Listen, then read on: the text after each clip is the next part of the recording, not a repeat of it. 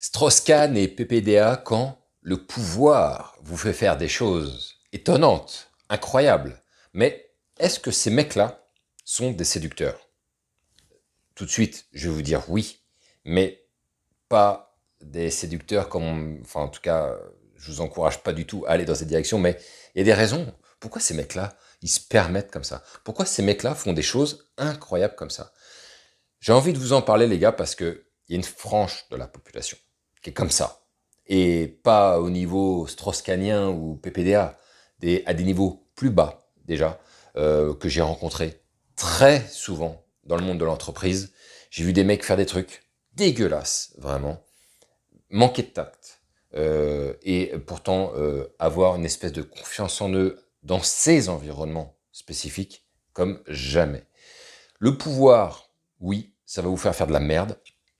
Être connu, fondamentalement, on voit bien que ça peut vous faire de la merde.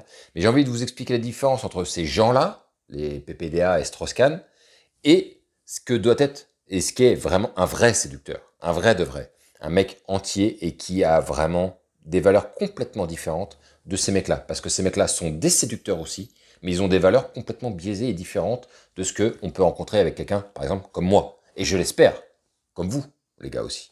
C'est pour ça que c'est important et que j'ai envie d'en parler. N'oublie pas, si tu veux louper des vidéos, par contre, je voulais te dire ça, si tu veux louper des vidéos et que la drague ne t'intéresse pas ou comment séduire des femmes, dans ces cas-là, ne t'abonne pas, effectivement. C'est important. Vaut mieux que tu loupes les prochains conseils parce que je risque de te donner sinon des conseils qui pourraient t'aider, mais comme c'est pas quelque chose que tu veux recevoir, le mieux, c'est littéralement de ne pas t'abonner. N'oubliez pas en bas, dans la description, le canal Telegram, la Triforce, les gars. La Triforce est importante. N'oubliez pas que plus vous allez la composer et mieux vous allez vous sentir. Et putain, vous allez vous mettre à planer à un moment donné. Et je vous le souhaite de tout mon cœur, honnêtement, que vous soyez de plus en plus nombreux, justement, à profiter de ça.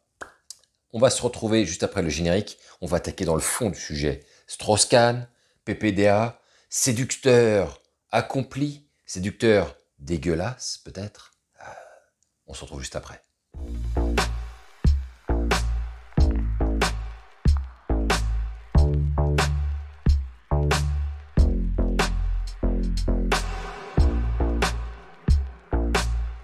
Alors, je vais pas me centraliser sur Strauss-Kahn et PPDA. Pour moi, ces mecs-là représentent justement une partie des mecs que j'ai déjà vus, qui ont du pouvoir, un certain pouvoir, et qui se permettent de faire des choses. Je ne sais pas si vous avez déjà rencontré des mecs comme ça. Moi, j'en ai rencontré plusieurs. Est-ce qu'ils sont nombreux? J'ai tendance à croire que oui. Est-ce qu'ils sont très nombreux? Peut-être pas, mais ils sont quand même assez nombreux. Et je me suis rendu compte de quelque chose, c'est que tu vas avoir des gens, et donc clairement, hein, là, Strauss-Kahn et PPDA font référence directement à ça, parce que je vais faire référence au monde de l'entreprise, parce que c'est généralement par là que vient une autorité, comment dirais-je, un statut. Voilà, c'est plutôt un statut qu'il faut prendre en considération. Ces gens-là ont un statut. On peut en avoir d'autres en entreprise, moindre bien sûr, mais statut quand même. Et donc, ces personnes peuvent avoir accès à des choses par l'impression qu'ils peuvent faire aux autres. Ce que je veux vous dire par là, et on va repartir depuis le début. J'ai connu des gars qui avaient des responsabilités, qui étaient des directeurs, des chefs, voilà, qui ont réussi par le biais de leur statut en entreprise, à coucher avec des femmes au sein de l'entreprise plutôt facilement. Ils ont réussi plutôt facilement à le faire parce qu'ils diffusent ça. Fondamentalement, je ne vais pas vous raconter d'histoire, oui, le pouvoir attire. Hein, ce serait une connerie de ne pas le dire, le pouvoir attire. Le pouvoir attire des femmes. Mais le pouvoir aussi attire des femmes qui voudraient, et il y en a, qui voudraient obtenir des choses. Et bah, si elles font peut-être une partie de jambes en l'air avec un gars, peut-être que ça peut leur permettre de les obtenir, ces choses. Je me souviens d'un sketch qui m'a fait beaucoup rigoler, et je sais très bien qu'il y en a qui sont des... Qu'est-ce qu'elle raconte, celle-là, elle est folle ou quoi? De Blanche Gardin, qui avait dit non mais avec vos histoires de féministes et tout ça, si on peut plus sucer pour avoir un beau rôle, moi je vais me retrouver au chômage. Et c'est marrant d'entendre ce genre de truc parce que c'est sous la forme d'une blague, une forme de blague qui est pas totalement fausse. On sait très bien qu'il y a des nanas, elles ont voulu obtenir des choses. Ce mec peut permettre de vous les donner. La nana va se dire bon, je lui plais, il me fait un peu du rentre dedans, je vais lui donner ce qu'il veut, et lui derrière, je vais le tenir par les couilles déjà d'une part, parce que ce qu'il aura fait, si je le dis à tout le monde, il est grillé, et en plus, il va me donner ce dont j'ai besoin d'un commun accord. Et donc là, c'est parfait, c'est emballé, c'est pesé. Et ce que ces mecs ne savent pas, c'est le danger de tout ça. Le danger de comprendre la force de son statut, de comprendre à quel point on peut parfois impressionner des gens. Et la dernière fois, j'ai été vraiment surpris de voir ça. Je tombe sur une vidéo de Combini, mais apparemment c'était aussi surtout fait par Mediapart, où il y a 20 femmes qui témoignent, mais face caméra, de tout ce que PPDA a fait. Et là, on entend des histoires, je vous encourage à y aller les gars, allez faire une recherche sur YouTube, et faites votre recherche, marquez 20 femmes PPDA, ou marquez juste PPDA, normalement, l'algo de YouTube il est tellement bien fait qu'il devrait vous donner les dernières, et vous allez tomber là-dessus, et là t'entends des trucs complètement fous. Le mec qui t'emmène les nanas dans le bureau, si ces histoires sont avérées et authentifiées, les gars, je voulais juste préciser ça, mais maintenant qu'elles témoignent face caméra, ça va partir diffamation si c'est faux, et elles vont tout perdre. Ce qui est rigolo, c'est que sur la masse, je crois qu'il y en a à peine un quart où PPDA a dit qu'il y avait de la diffamation là-dedans, et que ces histoires n'étaient pas vraies, ou en tout cas ils se défendent ça, et pour les autres, il dit rien. Il dit pas que c'est faux, il dit pas que c'est vrai, il dit rien. Ce qui veut dire qu'il y a dans toutes ces femmes, il y a forcément une part de vérité là-dedans. Hein. C'est sûr qu'il doit y avoir là-dedans son lot de vérité. Et comme pour Strauss-Kahn, les choses sont toujours pareilles. Ces gens-là, ils ont un bureau, ils vont faire venir la nana dans le bureau, et puis ils sauront tellement qu'ils impressionnent la personne. Parce que moi, je l'ai vu de mes yeux. J'ai vu des gens, pour avoir eu quelques responsabilités par le passé, tu sens que tu impressionnes des gens parfois. Pas tout le temps, mais parfois tu sens que tu les impressionnes. Tu sens qu'ils te regardent comme quelqu'un de supérieur. Ce qui est dommage, et ce n'est pas une bonne chose, mais on ne peut pas refaire l'humain. C'est normal, tu réussis à faire des choses, à un moment donné, tu arrives à obtenir des fonctions, tu réalises aussi des choses dans le cadre de tes fonctions, on parle de toi en bien, ton nom il circule dans un écosystème, donc là je vais parler du monde de l'entreprise, mais ça peut être autre chose, hein. La starification des choses c'est pareil, sur Insta, je sais pas, dans le monde de la télé, les films, bref tout ça, quand ton nom circule et que tu commences à devenir connu, même dans un tout petit écosystème, tu prends une notoriété et tu commences à impressionner des gens. Et ce qui est fort dans tout ça, c'est que tu as des mecs qui sont nuls en termes de drague, qui sont vraiment nuls parce que tu les prends à l'extérieur de leur écosystème, ils valent plus rien, ils savent plus rien faire. Mais dans leur écosystème, ils vont diffuser et ils vont se servir de ça parce qu'ils savent que ce sont des nazes en termes de drague et en termes de séduction, mais que leur statut leur permet de séduire à leur place et ils vont s'en servir parfois de manière extrêmement grossière. J'ai vu des gars en entreprise faire des remarques sur des décolletés, mais c'était tellement déplacé de faire cette remarque sur un décolleté. Une nana, elle a le droit de mettre un décolleté.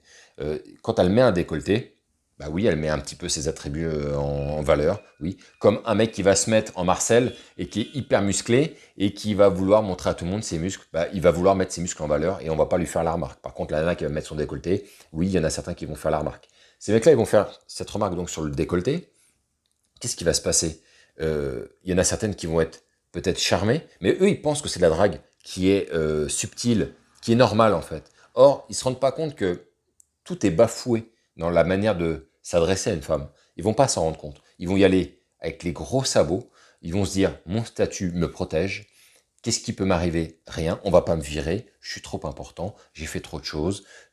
Et du coup, je suis protégé. Et par cet aspect de la protection, et parce que la personne elle aura peur de témoigner un peu dans un effet pot de terre contre pot de fer, du coup, ces mecs-là savent qu'ils vont pouvoir se permettre des choses qui sortiront jamais du cadre de ces deux personnes. Et c'est ce qui se passe avec les Strauss-Kahn et PPDA. Ils se permettent de faire des choses à un moment donné qui défient toutes les lois de la bonne tenue avec une personne. Non pas qu'on pourrait pas y arriver, mais eux ils le font avec des gros sabots, des trucs bien dégueulasses. Et ça sortait pas en fait. Pendant des années et des années, on n'a jamais entendu une histoire avec PPDA. Moi, je suis très surpris d'entendre des trucs comme ça. Nicolas Hulot, c'est la même chose. On n'entendait rien et tout à coup, il y a des trucs qui tombent. Est-ce que c'est vrai, est-ce que c'est pas vrai? Il y a certainement un flot de vérité là-dedans. Il y a d'autres personnes encore où je suis très surpris. Duhamel, il y a un mec Duhamel, on apprend des choses des années après. Tout un tas de gens qui ont un poste, un statut, une aura, et ils en profitent de manière très lourde et très grossière, à tel point que, pour moi, ces mecs-là, je pense, oui, ce sont des séducteurs, c'est même pas je pense, j'en suis persuadé, ce sont des séducteurs, mais ils appliquent des codes et des règles qui sont inimaginables pour quelqu'un, par exemple, comme moi. Et je pense comme la majorité des gens. Parce que ce qu'ils arrivent à faire, ils sont dans un cadre où ils ont vraiment un sentiment très très fort de protection ultime, dans lequel il ne pourra rien leur arriver, et surtout, et ça c'est, je pense, le piège le plus fondamental, d'être persuadé que tout le monde les aime en fait, que toutes les femmes voudraient coucher avec, ou qu'ils sont capables de coucher avec toutes les femmes, parce qu'ils sont ce qu'ils sont. Voilà. Je suis pas n'importe qui. C'est comme si Brad Pitt disait, moi je vais coucher avec toutes les femmes, je suis Brad Pitt. Et je sais très bien et dans ces cas-là, toutes les règles d'une bonne tenue d'une drague, d'une séduction standard, ne va pas être appliquée. Là, ça va partir directement dans du dégueulasse. Ça va partir directement dans du lourd. La nana, elle vient dans le bureau, elle se retourne, le mec est à poil. On discute même plus. On n'est même plus dans un ping-pong, on n'est plus dans un petit jeu. Non, non, c'est tu viens dans le bureau, si la nana, elle dit oui, ils se disent c'est bon, c'est plié. Si ils veulent faire une interview, ils disent bah j'ai un pied-à-terre sur Paris, tu vas venir dans mon petit appartement. La nana, elle dit, bah ok, ils vont dire, c'est plié aussi. Et donc, ils vont y aller, ils vont y aller, ils vont y aller. Et c'est comme ça qu'on entend parfois, maintenant, mais c'est même plus que parfois, de plus en plus, des nanas qui témoignent et qui te disent, à peine je suis, tout à coup, ils m'enlèvent mon pantalon, quoi. Et elles sont impressionnées. Parfois, elles savent pas comment se comporter parce que c'est quand même pas n'importe qui, c'est quand même PPDA. Donc, moi, ce poste-là, par exemple, chez TF1, c'est un poste, j'ai pas envie de le perdre. Et si je dis quelque chose, il va me saquer, il va me foutre dans la merde. Du coup, vient l'interrogation, qu'est-ce qu'on fait, en fait? Est-ce qu'on se rebelle, on y va, on lui met une tarte dans la gueule et on se casse? Ou, putain, je suis dans la merde, bah tant pis, il va se passer ce qui va se passer et je vais essayer de me sortir de là. Et ça restera un putain de mauvais souvenir. Et parce que l'emprise de ces gens-là, les connaissances qu'ils ont autour, fait qu'ils peuvent vous bousiller littéralement votre carrière. Si vous leur faites du mal à ces gens-là, et PPDA, c'est sûr, il en a fait partie, Strauss-Kahn aussi, c'est sûr que ces gens-là, ils peuvent te dire, droit dans les yeux, si tu témoignes quoi que ce soit contre moi, si tu dis quoi que ce soit de négatif, ta carrière, elle est finie. Je connais trop de gens, je connais trop de personnes, je suis connu de partout, personne ne te croira par rapport à qui je suis. On va se dire, elle ment, elle a envie de se faire un mec connu et gagner du fric par-dessus. Personne ne te croira et ils vont mettre la pression comme ça. Et c'est comme ça qu'on en arrive à des situations, mais dramatiques, dramatiques. Moi, j'hallucine de notre époque aujourd'hui d'apprendre ce qui s'est passé dans les années 80-90, alors qu'on n'arrête pas de dire, oui, les 30 glorieux, les années 80, c'était fantastique, c'était génial. Et puis t'entends maintenant des trucs et tu te dis, ah, c'était ça, les années 80 aussi. Les années 90 aussi, eh ben, c'est pas si beau que ça. Alors certes, aujourd'hui, on est un peu dans la dénonciation peut-être un peu facile, où certaines personnes, oui, vont profiter du statut de quelqu'un pour probablement gagner de l'argent, ce genre de choses, en profiter en tout cas. Mais en tout cas, heureusement que ce qui se passait avant se passe moins, mais ça se passe toujours. Je l'ai vu par mes yeux, je l'ai attesté, et je trouve ça fantastique. Fantastique, mais pas dans le bon sens du terme, les gars, bien évidemment. Donc voilà, les gars, dites-moi ce que vous en pensez. Est-ce que vous aussi, vous avez déjà vu comme ça, ces mecs-là, ces gros lourdingues, qui ont un statut et qui se permettent de faire des choses. Et oui, c'est de la séduction, mais c'est pas de la séduction au sens noble du terme, c'est de la séduction dégueulasse, crade, pourrie. Voilà.